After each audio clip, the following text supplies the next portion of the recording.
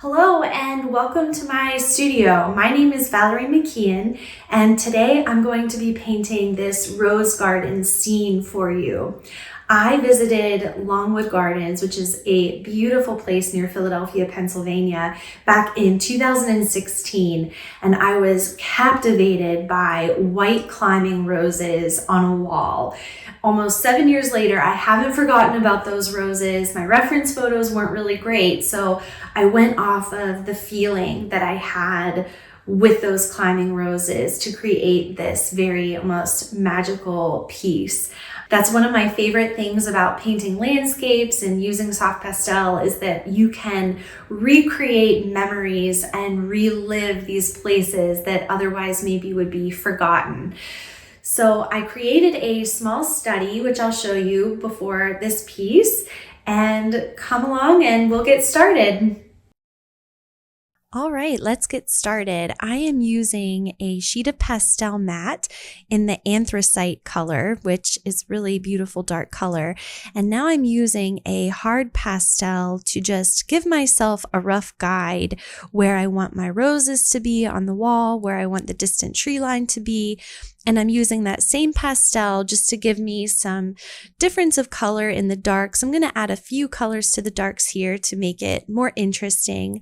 Now I'm using a cooler dark green, just with a light touch, nothing too precise here, just kind of scribbling it on just to start to give some interest to that dark. This piece, although it's white roses, is pretty moody. And the darks are a really important part of the whole piece. Next, I'm going to the distant tree line with a grayed down green. And one of the ways that we can make something recede in a landscape is to use colors that don't have a lot of saturation to them. They're a little more dull. So this will push that tree line back. And I'm making sure here to use a really light touch. When I'm starting a painting and these initial layers, I do want to keep in mind just keeping a light, feather light touch just to get that first pass of color. And now I'm using a more saturated green. This is the foliage that will sit underneath the roses, and I want that to come forward in the scene so it has more of that saturation to it. Just again, lightly scumbling is the name for that when you use the side of the pastel lightly that way. Now I'm bringing another dark, warmer green this time, again, just to give more interest to the darks. And finally, this is my darkest dark in the scene, and it is a Terry Ludwig maroonish red-brown color. And I'm adding this to the center, almost to start that base where my darkest dark will be to guide the eye.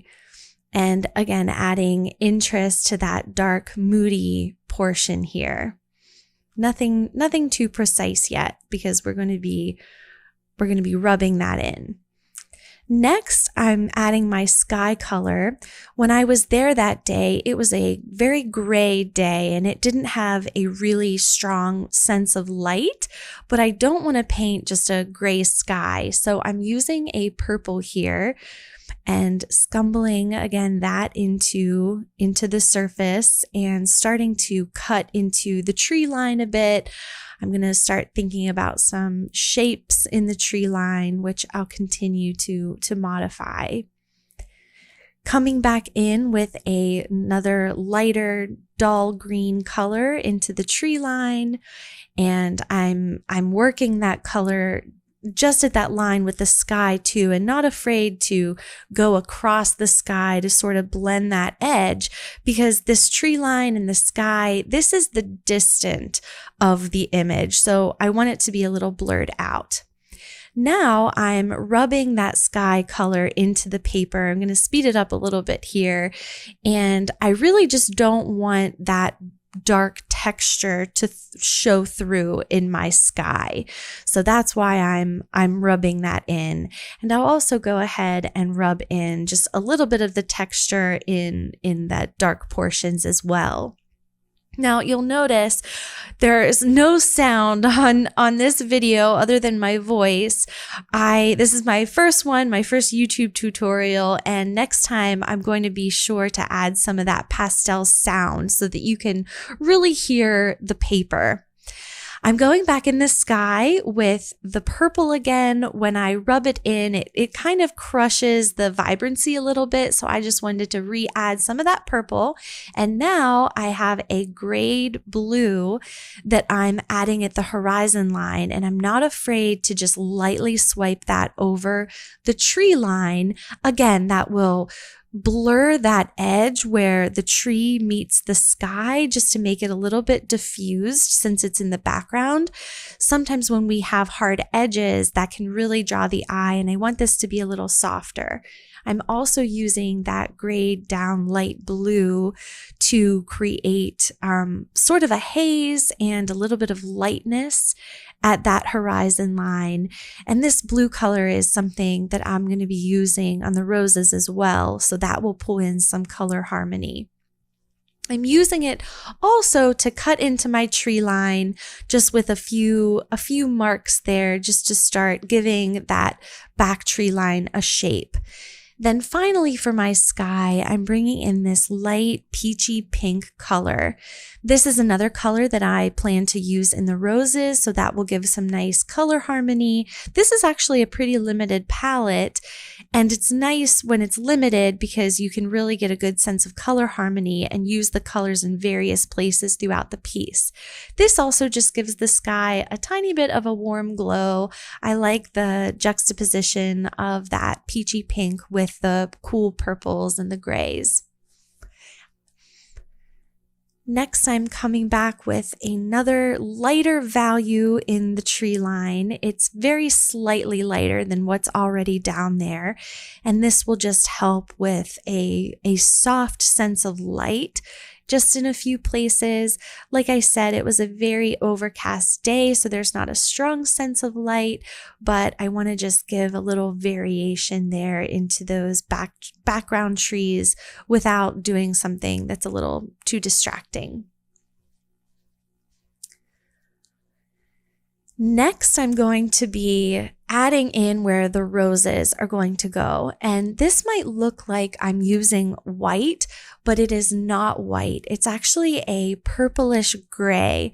And as the painting progresses and I get lighter and lighter, you'll start to see how really gray that is.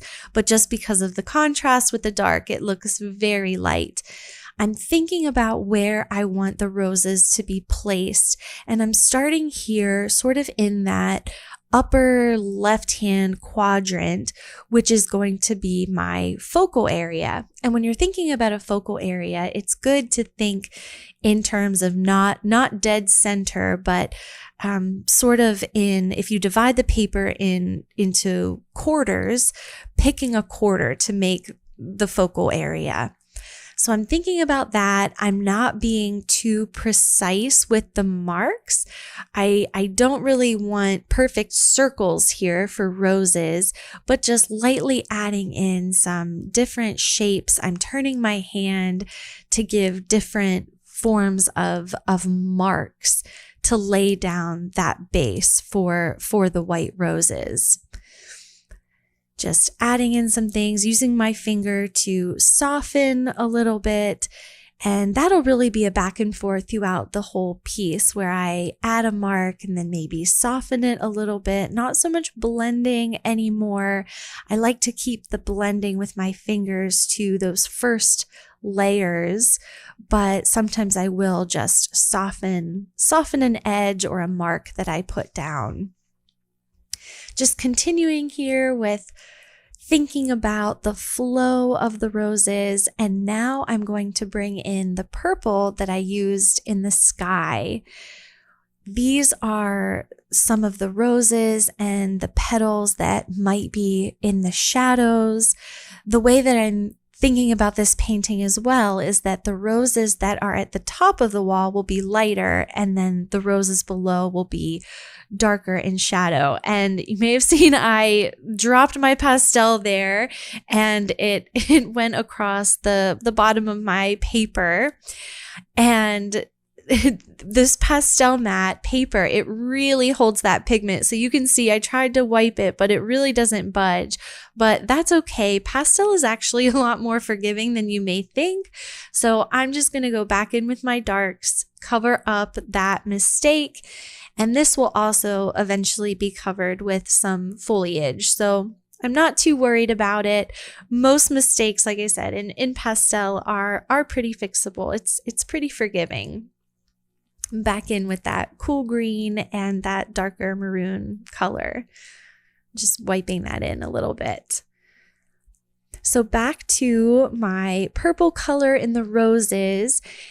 With whites, we have to think about the cool side of a white, which when it's in shadow, that will go more toward the cooler colors like blues and purples.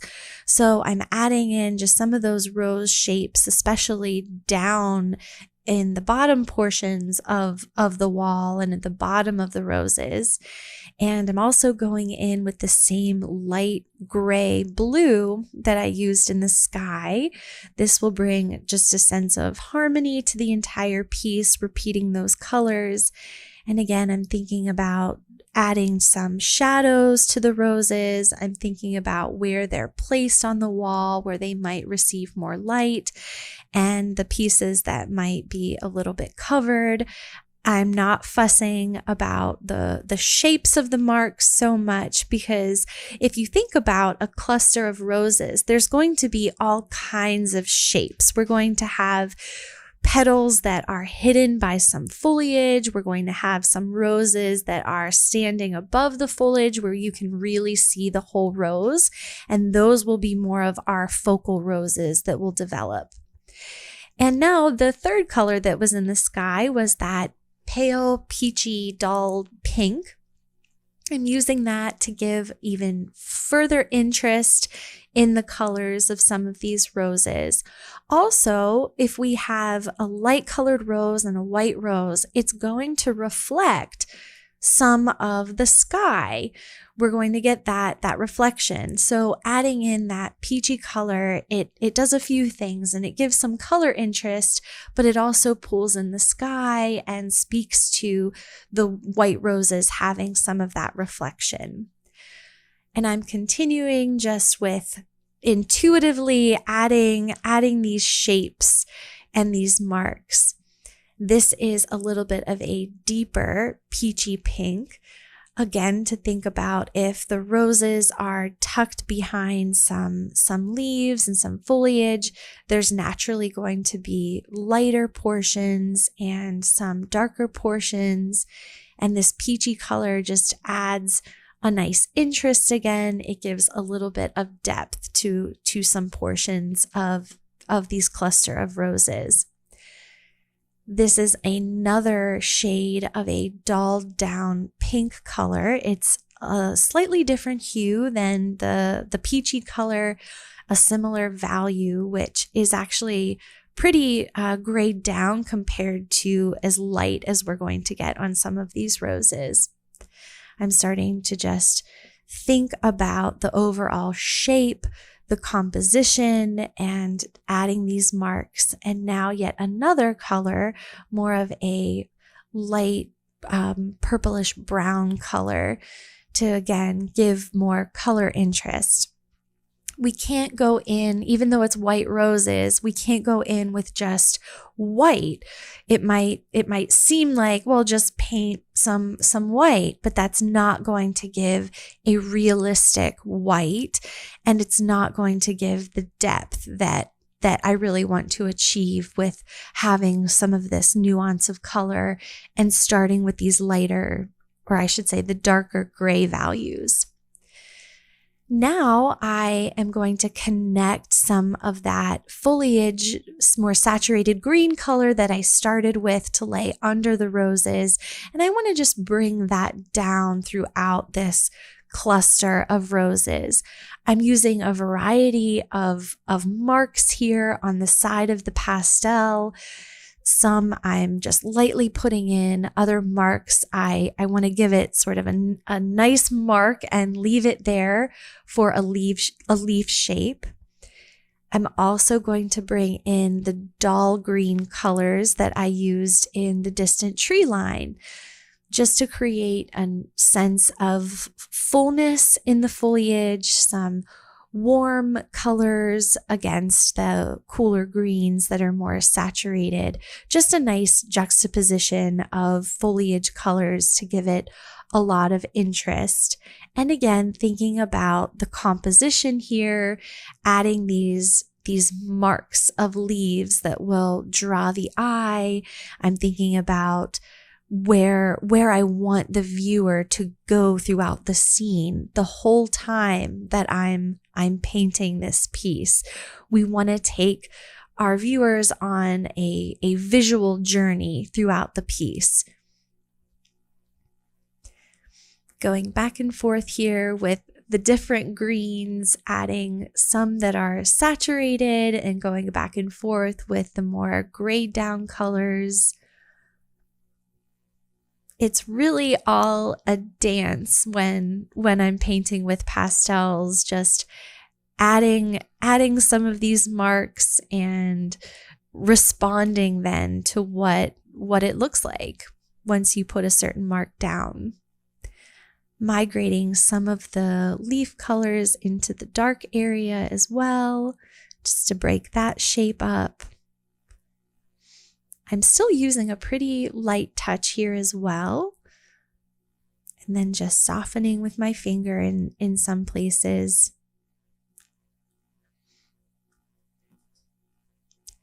Continuing to pull in more of these greens in between those grays and the other colors, just very lightly.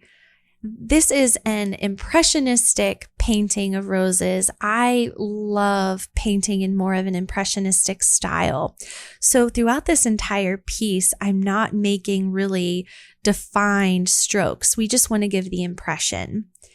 Now I'm turning on the lights. Thinking about the light coming into the painting, these are the roses that are sitting on the top of the wall and spilling over.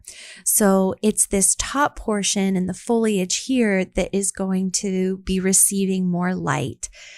I'm using a warm green to suggest this. And just as colors when they're in shadow are going to tend to be on the cooler range, the blues and purples, when something is in the sun, we think it's hot, it's warm, and that will be more of a warmer color temperature, which is why I'm using this yellow green. I'm lightly scumbling again, and then some areas pressing just a little bit harder here to get a nice mark for a leaf shape. It's really going back and forth between that, having a mass of some of that color with the scumbling in very gently, and then having more of a definitive mark in some places. But again, it's all impressionistic, keeping it loose. I'm thinking about keeping my marks nice and loose and fresh. Now I'm going to start to add in more to the roses, some more depth. I'm going back to my purple color. And I'm also thinking where I'm going to want my focal roses to be, those larger roses that will draw the eye. Jumping a little bit back and forth from rose to foliage. Now this is what I'm calling a bridge color. I have that cool green that's sitting underneath the roses in the foliage. Then I added sunshine, but those two colors needed a little bit of a bridge. So this is a color that's sort of in the middle, a warm green to bridge those two and make it a little more seamless. These are going to be my focal roses, and they're going to get more detail with a center. So I'm starting with that rusty orange color and giving them a center, and then going back with my grayed down blue color to start to form those up just a little bit more. And again, I want the eye to travel, so I'm thinking about some of the peripheral roses as well to give the viewer just a really nice visual path to go down. back and forth, leaves, roses. Again, I'm dancing with the pastel. And now I'm going to turn on the lights for the roses. This is a yellow color, a very soft, creamy yellow. I'm starting with those focal roses and using my marks in almost a C-shape fashion to give the impression of petals of the roses. In some cases, though, I'm just using tiny little marks because thinking about a rose cluster, we're going to have roses in all different stages. Some are open, some are just buds, some are covered by leaves. This is one of my main roses, so I'm using the C shape there to really define that shape a little bit more because I want your eye to go there. And you can maybe tell that I'm starting to use a little bit more pressure here. I want those marks to be a little bit more defined. And now that I built up thin layers in the beginning stages, I have enough tooth in my paper to be able to do that. And that's something to keep in mind when you're painting with soft pastel, to start with a light touch, to leave yourself the room on your finishing layers to be able to add some heavier pressured marks that really make a statement in the piece. Continuing to think about how the light would be hitting the roses by adding these little bits of yellow. Sometimes I'm just touching the surface a tiny bit, making those C curves, adding a little bit of light to some of these bottom roses, because if we ignore those, even if they're not the focal rose, if we ignore that, the eye will go straight to our focal roses and completely ignore that bottom portion. So I do want to make sure there's a little bit of sparkle and interest going on in that portion of the painting as well. Going back and forth here, roses and leaves, dancing.